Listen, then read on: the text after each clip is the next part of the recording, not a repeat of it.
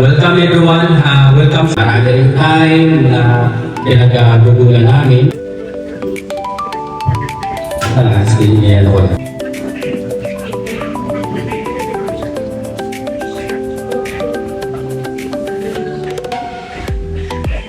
Kung makikita ninyo ang aming logo, Elera Logistics, yan, nandiyan din saan pa nagsimula si Elera? First is God. EL means God. God first.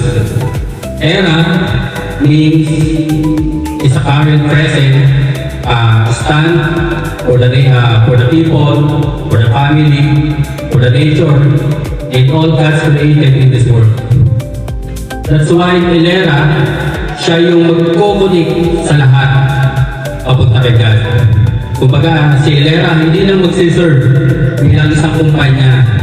Magsiserve kami na naaayon sa komunidad at sa mga tao.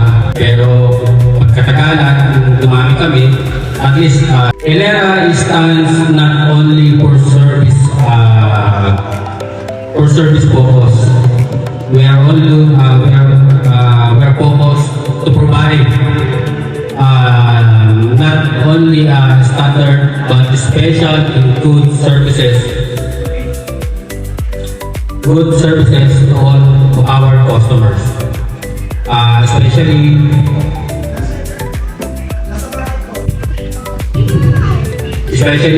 not only to the customer, siyempre kami nasa services company, so kung ano yung services na binibigay sa amin ng supplier, siya din yung magre-reflect sa mga customer namin. We are as Elera, we are stand to serve God, people, nature, in all God's created in this world.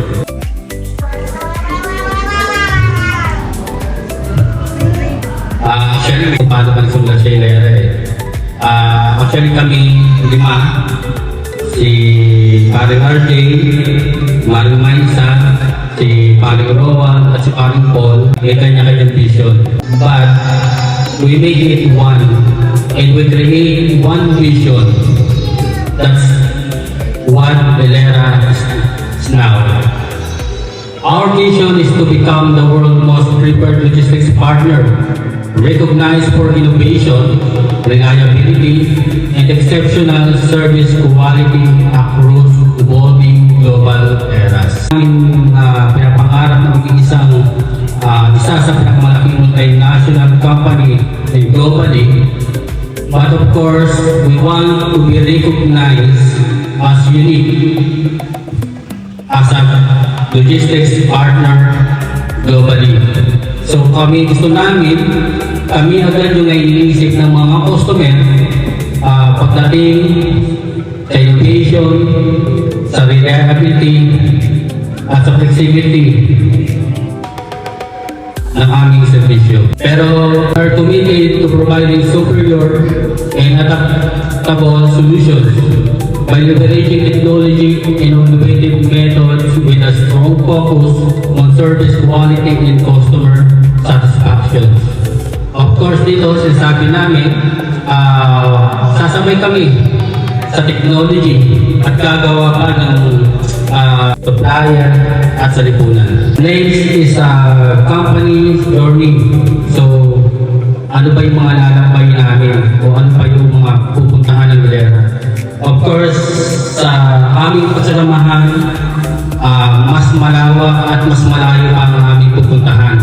Marami pa kaming tatahakin ng mga challenge ng magkakasama. Kami parang araw, we're dreaming na magkaroon din kami ng office, Luzon, Visayas, Mindanao, and of course, globally, sa ibang bansa o sa iba't ibang lugar. Then, ano pa yung mga future plans pa namin? Then, ano pa yung magiging direction ng company? So, sa future plans, then after this blessing, so, dahil sa dumadami na yung mga clients namin, then dumadami na rin yung mga nagtitiwala sa aming customer. So, we're planning to add other stuff and in the future, na mas lumaki pa kami ng lumaki lumaki. Ito, kung mapapansin ninyo, ano ba yung bumubuo kay Hilera? Passion and excellence. At naniniwala ako na lahat ng member namin dito ay tataglay ng passion and excellence. Dahil kapag gusto namin, yung ginagawa namin, walang imposible at lalong gagalingin pa namin. Integrity is the second one. Integrity is very important with the company. Pag sinabing Hilera, kung at least integrity, dapat para at least mas malawak yung tiwala na ibibigay nila sa atin. Innovations. Kaya nga Hilera is the new era for the best solutions. Kasi of course, new era, Hilera is sasabay kami sa innovation. Customers and supplier focus. Yung iba, ang standard na ginagamit nila is customer focus. But kami, as a services company, we're not only a customers. Also, we consider the supplier.